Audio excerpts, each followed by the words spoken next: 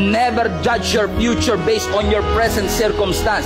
Kahit na down ka, kahit ikaw ay may sakit ngayon, kahit na ang puso mo ay heartbroken, excited pa rin ako sa pagdadalhan sa iyo ng Panginoon. Kasi kung yung lahat ng sakit, lahat ng downfall, indication yan ng heights na gustong pagdalhan sa iyo ng ating Panginoon. Frustrated ka man, defeated ka man, natalo ka man, I cannot wait to see where God is taking you, mga kapatid.